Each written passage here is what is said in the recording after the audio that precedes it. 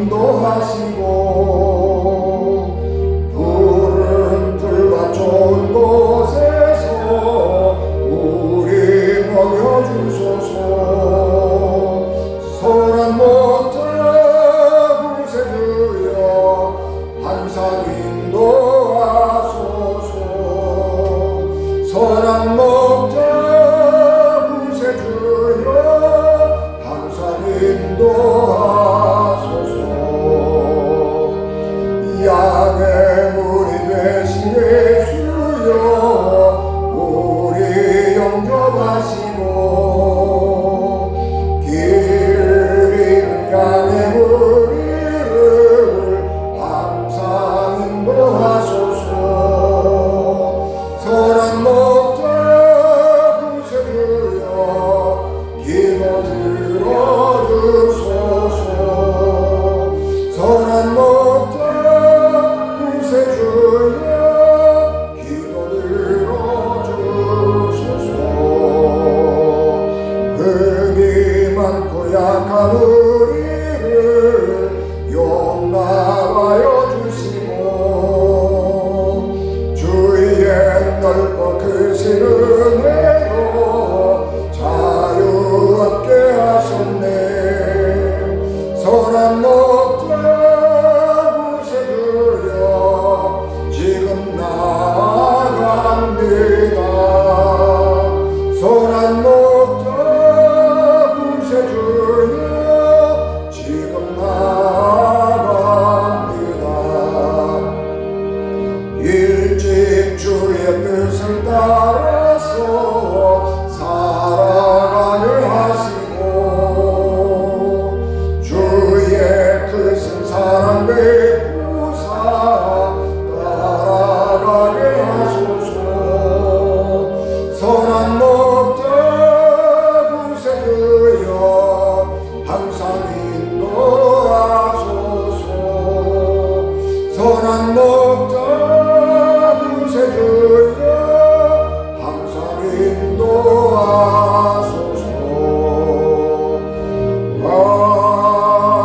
아멘. 베드로가 이 말을 할 때에 성령이 말씀 듣는 모든 사람들에게 내려오신 베드로와 함께 온 할례 받은 신자들이 이방인들에게도 성령 부어주심으로 말미암아 놀라니 이는 방언을 말하며 하나님 높임을 들음이로라. 이에 베드로가 이르되 이 사람들이 우리와 같이 성령을 받았으니 누가 능히 물로 세례 베품을 금하리요 하고 명하여 예수 그리스도의 이름으로 세례를 베풀라 하니라. 그들이 베드로에게 며칠 더 머물기를 청하니라. 아멘. 기도하겠습니다. 은혜가 충만하신 하나님, 연약하고 부족한 좋은 이단에 세우셨사오니 하나님께서 성령을 충만하게 하시고 우리 가운데 성령께서 왕래하시며 또 들을 귀를 더하여 주셔서 성령이 우리에게 하시는 말씀을 듣게 하옵소서. 말씀을 전할 때에 이 종에게 성령을 갑절로 더하여 주시옵소서. 예수님 이름으로 기도하옵나이다. 아멘. 시간의 흐름에 따라서 모든 것은 변합니다. 사람도 예외는 아닙니다. 나 자신도 시간이 지나면 생각도 변하고 외모도 변합니다. 그래서 전혀 딴 사람이 되어 있는 경우도 있습니다. 그럼에도 불구하고 그 사람을 같은 사람이라고 생각하는 것은 오래전에 그 사람이 경험했던 것을 기억하고 있기 때문입니다. 외모가 변했지만 그럼에도 불구하고 수십 년 전에 그 사람이 나 자신이라고 생각하게 되는 것입니다. 그것은 아까 말씀드린 것처럼 내가 경험했던 것들이 기억 속에 남아있고 그 기억이 지속해서 가기 때문에 우리의 육신은 늘 변해가고 외모는 변해갈지라도 그 사람은 여전히 같은 동일한 사람인 것입니다. 기억이라고 하는 것은 나 자신을 인식하는 데 있어서 중요한 요소일 뿐만 아니라 다른 사람과 나를 연결해 주는 가장 중요한 끈이기도 합니다.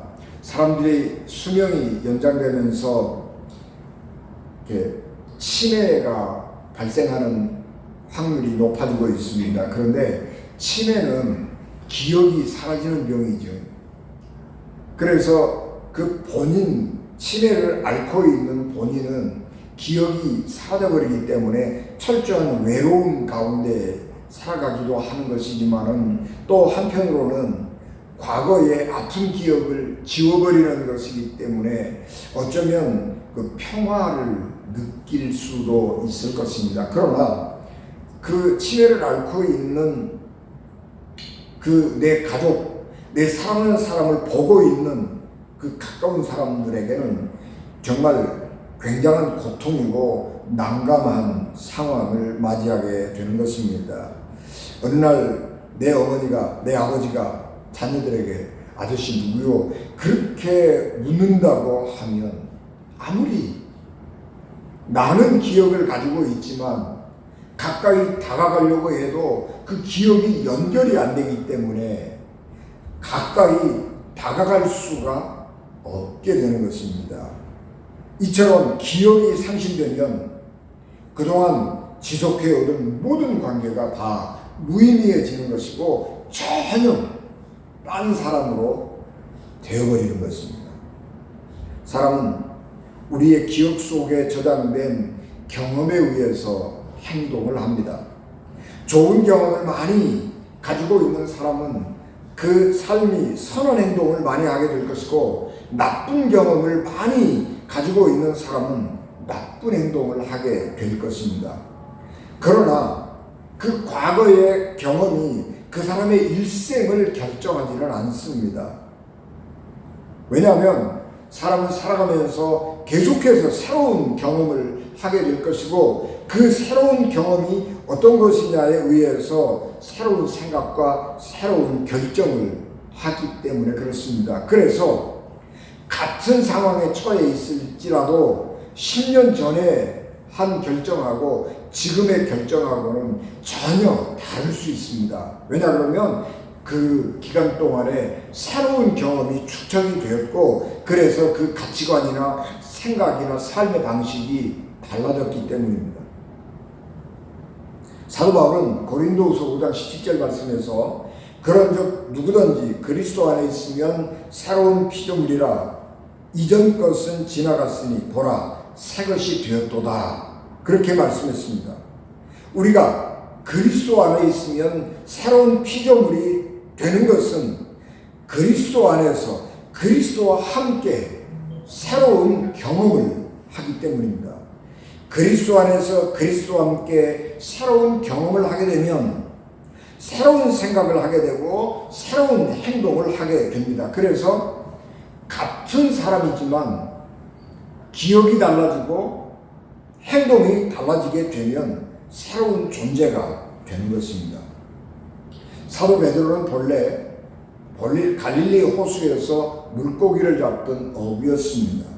이스라엘은 유목민의 전통을 갖고 있기 때문에 생선을 가지고 하나님 앞에 제사를 지내지는 않습니다. 그러나 물고기를 먹는 것을 금하지는 않았습니다.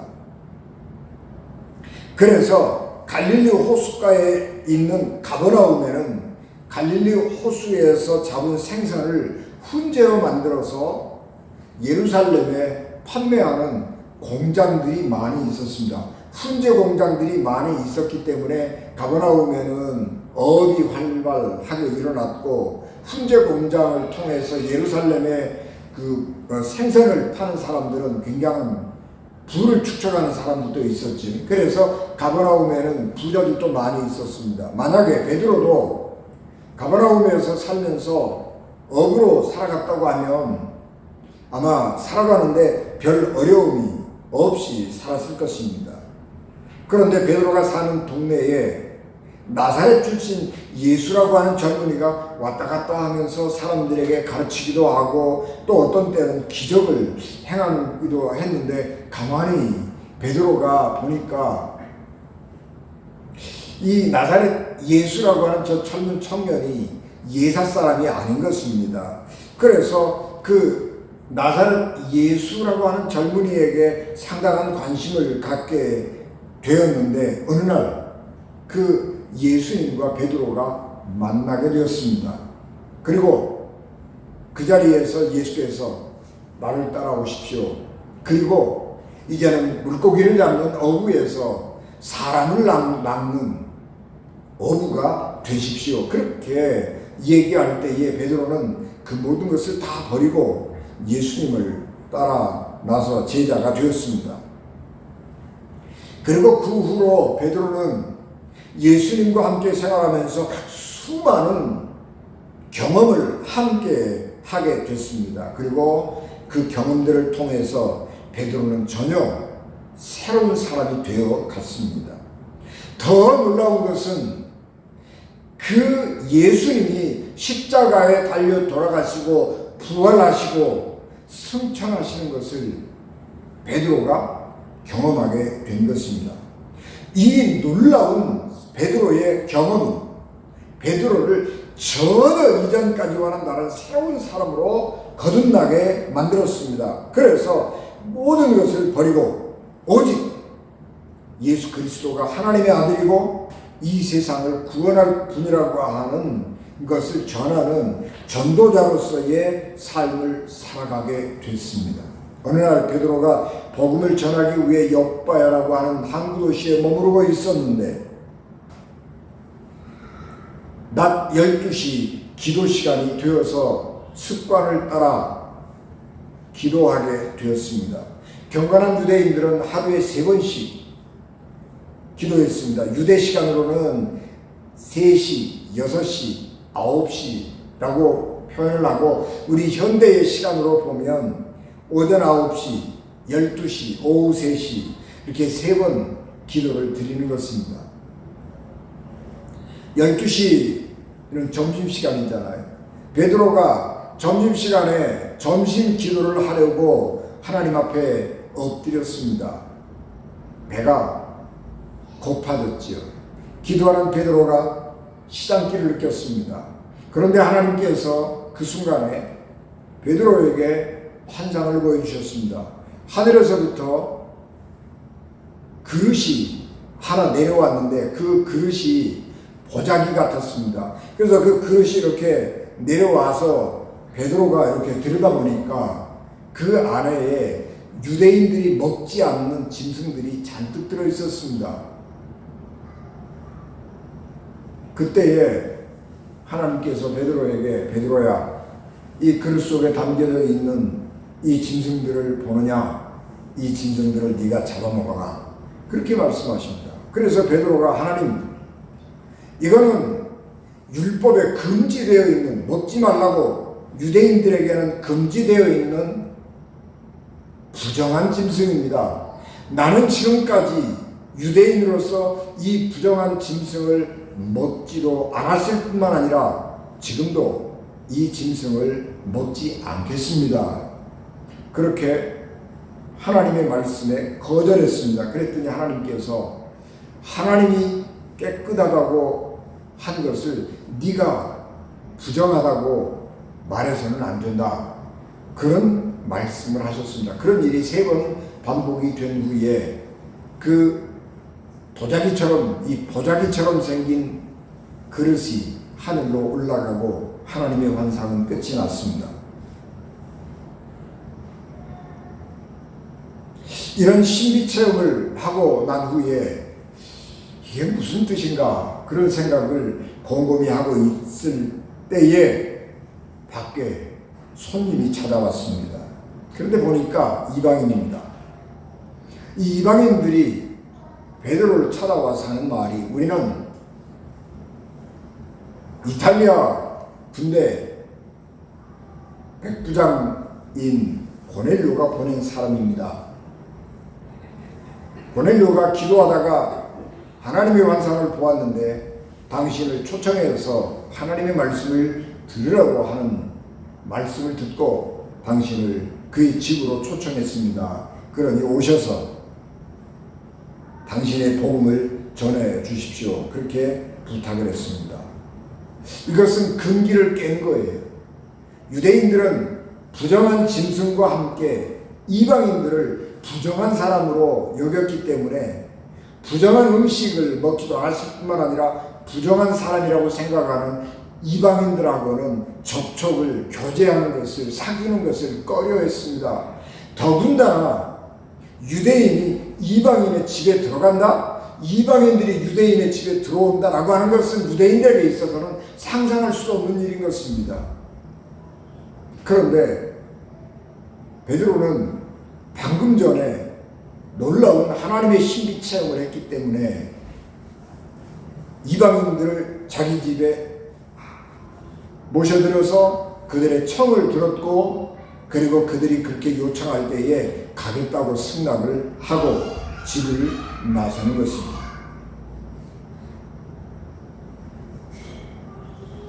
하나님께서 깨끗하다고 하신 그 사람들을, 이방인들을 유대인들이 관습을 따라서 부정한 사람이라고 여기고 그들과의 사귐과 교제를 거절해서는 안 된다라고 하는 깨달음이 순간적으로 베드로에게 왔기 때문에 그 사람들을 따라서 고넬료의 집에 가게 된 것입니다.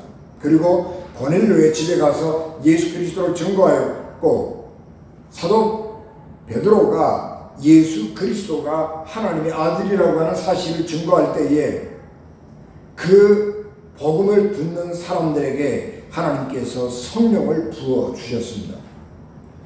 이런 놀라운 상황, 전혀 예기치 않았던 이런 상황을 당하게 될 때에 유대인 그리스도인들이 모두 다 함께 어리둥절하고 있었는데, 예수님을 따르면서 수없이 많은 하나님의 경험과 예수 그리스도의 안에서의 믿음의 경험을 했던 베드로가 상황을 정리하는 결론을 내립니다. 그것이 오늘 우리가 봉독한 본문의 말씀입니다. 오늘 여기에 우리를 부른 것도 하나님이시고, 복음을 전할 때에 성령을 주시는 분도 하나님이십니다. 이제 이방인과 유대인의 차이를 뛰어넘어서 우리가 다 함께 하나님 안에서 성령을 받은 사람이 되었으니, 이 사람들을 그리스도인으로 함께 영접하고 사랑의 교제를 나누는 일에 거칠 것이 아무도 없습니다. 그러므로 이제 이 성령 받은 사람들에게 주 예수 그리스도 이름으로 세례를 주고, 그리고 그리스도인으로서 교회를 이루고 함께 믿음의 교제를 시작하겠습니다. 그렇게 사도 바울이 선언한 것입니다. 물론 유대와 사마리아 지방을 관장하는 로마군 수비대 대장인 고넬료도 기도하다가 하나님이 주시는 환상을 보고 사도 베드로를 초청했습니다. 고넬료가 주둔하고 있던 가이사라는 총독의 주둔지였고, 로마와 그 유대와 사마리아 지방을 관할하는 로마의 군대가 주둔하고 있는 주둔지입니다. 보통은 어느 한 지역에 점령군이 들어가면 그 나라 수도에 총독과 점령군이 주둔하는 것이 상식입니다. 그런데 유대인들이 하도 별난 민족이고 별난 사람들이고 별난 종교를 가지고 있고 별난 관습을 가지고 있기 때문에 로마 사람들도 골치가 아팠어요. 그래서 유대인들을 가능하면 건드리지 않으려고 했기 때문에 예루살렘에다가 총독의 관절을 만들고 로마 군대를 주둔시키는 것이 아니고 예루살렘에서부터 상당히 떨어져 있는 가이사라에다가, 그 바닷가 좋은 곳입니다. 가이사라에다가 총독의 관저도 만들고 로마 군 주둔지를 만들어서 백인 대장을 거기에 주둔하게 한 것입니다. 유대인들은 이 독특한 종교와 간섭을 가진 민족이었기는 했지만, 다른 사람들이 보기에 그들의 삶이라고 하는 것은 굉장히 고결한 것이었기 때문에 이방 종교의 그 타락하고 부도덕한 모습에 환멸을 느낀 사람들이 유대 회당 예배에 참석을 하고 추친 유대적인 생각을 가진 사람들이 있었습니다. 그런 사람들을 성경은 하나님을 경외하는 사람이라고 불렀습니다. 그런데 고넬료도 로마의 주둔군 사령관으로 유대 땅에 와 있기는 했지만 유대인들의 그 고결한 삶을 보면서 자기도 하나님을 경외하는 사람이 되었고, 그래서 유대인들이 중요하게 생각했던 종교의 관습인 구제와 금식과 기도, 이 세 가지 중에서 구제하는 일 그리고 기도하는 일에 열심을 했습니다. 금식 생활은 얼마나 했는지는 잘 모르겠어요. 그러나 기도와 구제를 열심히 했다고 그러면 유대인의 관습을 따라서 금식도 열심히 했을 가능성도 있습니다. 하여튼 고넬료는 구제하는 일과 기도하는 일을 열심히 했고 그것이 하나님의 인정을 받았습니다. 그래서 하나님께서 고넬료가 기도할 때에 그에게 환상을 보여주시고 베드로를 자기 집에 초청하라고 말씀하셨습니다. 그 말씀에 순종한 고넬료가 자기 친척들을 다 자기 집에 모셔놓고 베드로가 오기를 기다렸습니다. 그리고 베드로가 자기 집에 들어올 때에 마중 나와서 그의 발 앞에 엎드려서 절을 했습니다. 점령군 사령관이 하찮은 유대인이 자기 집으로 들어올 때에 상관을 맞이하듯이 마중을 나아가고 그리고 베드로의 발 앞에 엎드려 절을 하는 것은 유대와 사마리아 점령군 사령관 고넬료의 자존심의 문제가 아니고 믿음의 문제였습니다. 하나님의 계시에 의해서 하나님의 사람을 초청을 해서 자기 집에 들였고 하나님의 말씀에 순종했던 고넬료는 하나님의 사람을 존중하게 여겨서 자기의 상관처럼 자기의 상급자처럼 그렇게 영접을 예의를 갖추어서 영접을 한 것입니다. 그리고 그런 고넬료의 하나님을 경외하는 경건한 삶이 하나님의 성령을 선물로 받는 은혜를 입게 한 것입니다.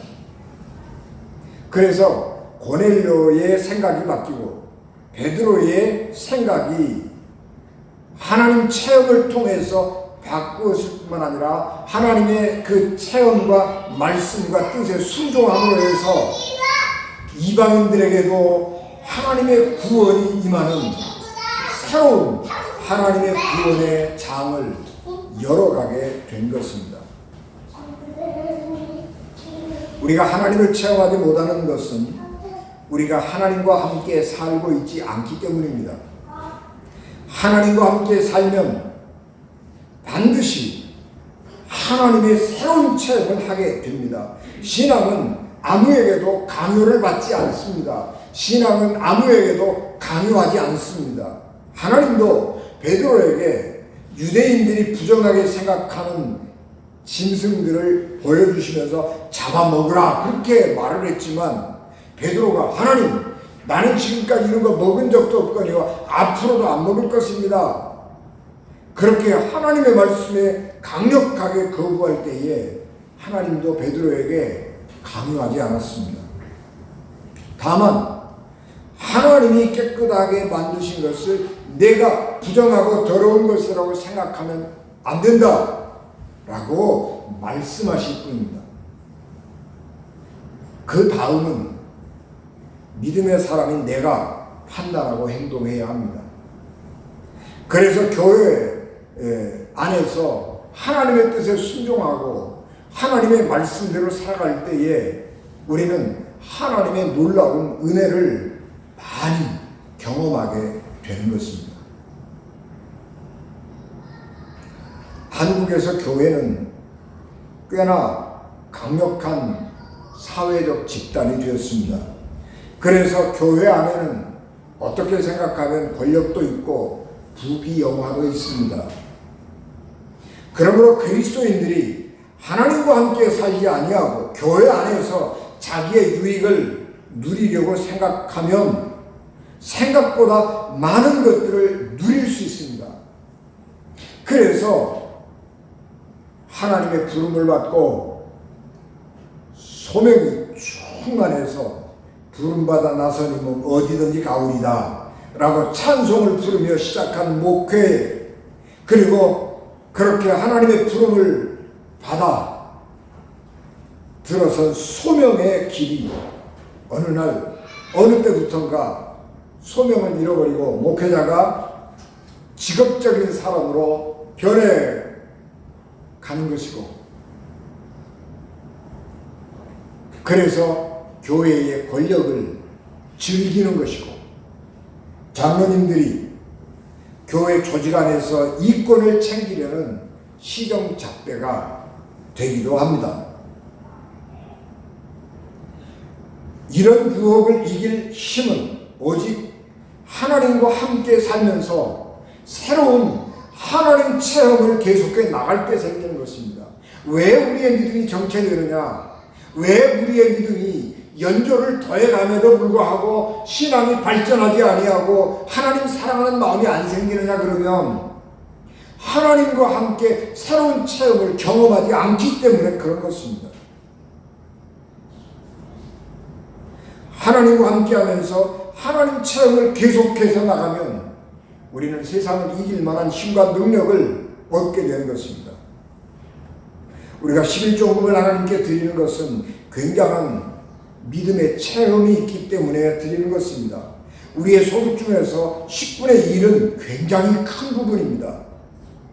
그렇지만 11조금을 드리는 것은 11조와 관련된 신앙 체험이 있기 때문에 드리는 것입니다. 11조와 관련된 경제적 체험이 없거나 기도하며 하나님과 동행하는 신앙이 없는 사람은 절대로 아까워서 11조 못 드리는 것입니다. 그러므로 하나님의 능력을 경험하고 하나님의 신비 체험을 계속 경험하기 위해서는 하나님과 동행하는 믿음의 삶을 살아야 합니다.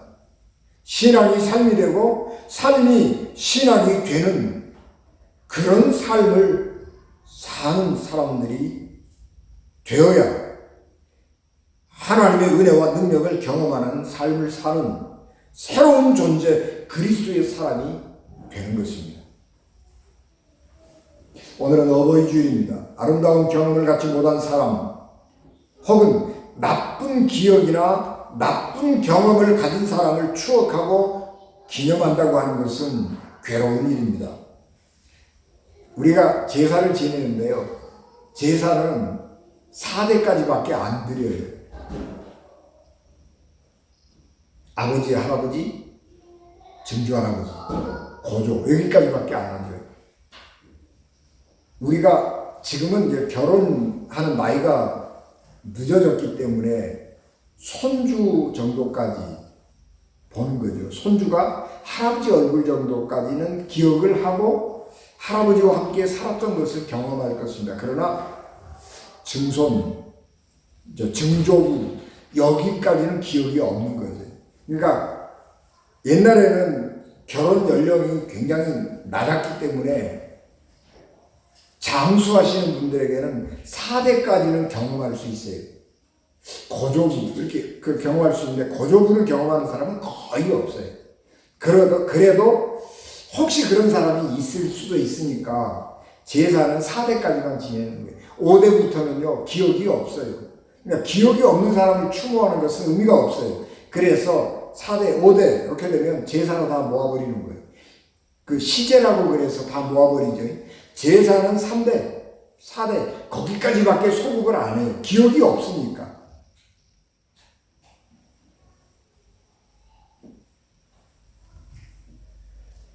아름다운 추억이 없는 사람을 추모하는 것은 의무이고요, 괴로움이에요. 우리가 이 어버이날 5월 8일이고 5월 둘째 주는 어버이 주일로 지키는데, 부모님과 아름다운 추억을 갖지 못한 사람들에게 어버이날을 기념한다고 하는 것은 괴로운 날이 될 수밖에 없는 것입니다. 그러므로 우리가 이런 날들을 맞이할 때에 괴로움으로 그 기념일들을 기억하고 지키지 않기 위해서는 지금부터라도 내가 사랑하는 사람들, 부모님과 혹은 자녀들과 아름다운 사랑의 경험을 나누고 아름다운 추억을 만들어 가야 하는 것입니다. 지금까지는 좀 나쁜 경험들이 있었을지 모르지만 지금부터라도 새로운 아름다운 긍정적인 경험들을 만들어가고 그런 체험들을 하게 된다고 하면 우리가 지금 경험하고 있는 이 긍정적인 경험들이 과거의 부정적인 기억들을 채워가고 덮어가면서 좋은 추억을 만들고 좋은 관계를 만들어 갈 수 있게 되는 것입니다. 새로운 경험은 새로운 관계의 확장과 사고의 변화를 가져옵니다. 과거의 관습과 습관에 묶여서 새로운 경험을 만들지 않으면 과거의 틀에 갇히고 자기 신념 속에 갇힌 삶을 살게 됩니다. 관계를 새롭게 만들어 간다고 하는 것은 굉장히 어렵고 힘겨운 일입니다. 그래서 새로운 관계를 만들고 새로운 경험을 만들지 않으려는 사람들도 많아집니다. 우리의 삶에서 굉장한 통과 의례가 있는데 그게 결혼이죠. 결혼한다고 하는 것은 새로운 관계를 만들어가는 것이고 그렇기 위해서는 그리고 그 관계가 좋은 관계가 되기 위해서는 긍정적인 경험을 만들어가야 하는 것입니다. 새로운 사랑의 경험을 스스로 만들지 않으면 과거 자신의 삶의 영역 안에 머물러 있어서 자기의 그 신념을 깨지 못하고 신념의 틀 안에서 부자연스러운 삶을 살아가게 됩니다. 새롭게 경험하는 사랑의 경험만이 새롭고 좋은 기억을 만들고 그 긍정적인 사랑의 기억이 우리의 생각과 삶의 지경을 확장시켜가는 것입니다. 일상의 삶이라고 하는 것은 새로운 것이 없어도 그냥 지장이 없어요. 내가 좀 그냥 살아간다 그러면 그냥 지금까지 내가 살아온 대로 살아도 돼요. 베드로가 그냥 일생을 평안하고 평탄하게 살아가려고 생각을 했다고 그러면 그냥 갈릴리에서 고기 잡아가지고요, 거기 훈제 공장에서 생선 훈제해가지고 예루살렘에 가서 팔기만 해도 돈 잘 벌고 잘 살 수 있어요. 그런데 그는 예수 그리스도를 만나서 새로운 경험을 하게 되면서 자기의 생각의 지평을 넓혔고 그래서 새로운 삶을 살게 되는 것이고 새로운 사람으로 거듭나게 되는 것입니다. 마찬가지로 우리가 더 넓은 세계로 나가고 우리의 삶의 지경을 확장하고 더 많은 사람들하고 사랑의 좋은 긍정적인 관계를 맺고 살아가려고 하면 우리는 긍정적인 경험들을 의도적으로 만들어가야 하는 것이고 그래서 자기의 지평을 넓혀가야 하는 것입니다. 오늘부터 사랑하고 행복하고 긍정적인 경험을 많이 만들기 위해서 많은 노력을 하시기를 바랍니다. 신앙적으로 하나님과 함께 그리고 인간적으로 가족과 함께 사랑하는 사람들과 함께 새로운 긍정적이고 행복한 경험을 만들면서 하나님의 거룩한 사람이 되어가는 우리 은진 가족 되시기를 주 예수님 이름으로 축복합니다. 기도하겠습니다. 은혜가 충만하신 하나님, 주의 은혜를 저희들에게 더하옵소서. 연약하고 부족한 저희들입니다. 하나님 은혜로 주를 만나게 하시고 신앙의 경험들이 많아지게 도와주시옵시고 하나님과 함께 살아가면서 기도하고 마음으로 소원했던 일들이 이루어지고 하나님을 기쁘시게 하는 그 놀라운 경험들이 우리 가운데 아름다운 추억으로 축적되게 하시고 5월 사랑하는 사람들을 생각하는 이달에 또한 우리가 그렇게 삶의 지경을 넓히고 관계를 아름답게 만들어가는 사람들 되게 하옵소서. 존귀하신 주님 예수 그리스도 이름으로 기도하옵나이다. 아멘.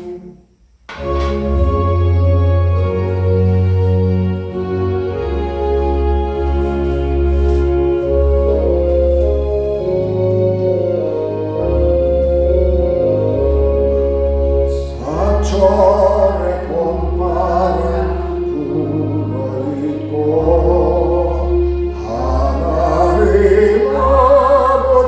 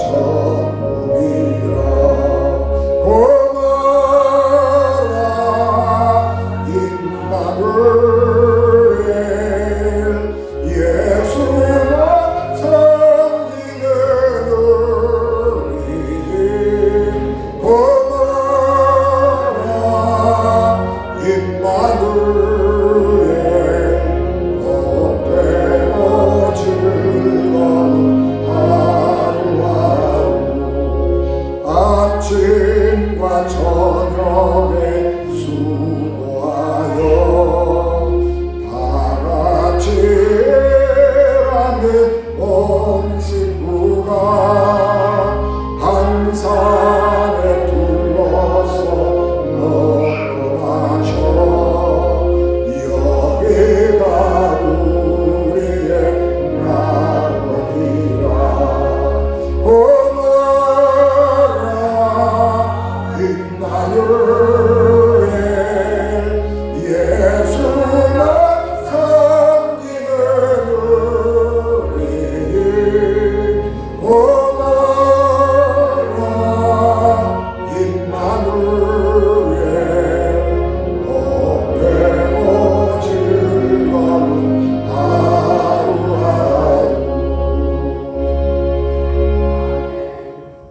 지금은 교회의 머리가 되시며 길이요 진리요 생명이 되셔서 우리를 하나님 나라로 인도하시는 예수 그리스도의 은혜와 죄인들을 구원하시려고 자기 아들을 십자가에 버리신 하나님 아버지의 극진하신 사랑하심과 성령님의 감동, 감화, 역사, 위로, 교통, 내재에 주관하시니 피값으로 세우신 우리 은진 교회와 예배를 마치고 돌아가는 사랑하는 성도들 생명과 가정과 기업 그리고 자녀들 위해 지금부터 영원히 함께 하시기를 간절히 축원하옵나이다. 아멘.